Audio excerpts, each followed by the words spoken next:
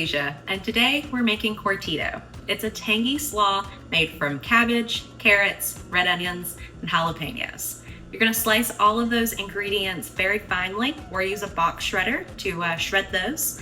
And then we're going to add some spices like oregano, cumin, and bay leaves before topping with salt, olive oil, and apple cider vinegar. Give it all a good stir and then leave that in the fridge overnight. It's a perfect side for tacos or an interesting alternative to your traditional coleslaw featuring mayonnaise. I love this recipe because it is so healthy and quick and easy.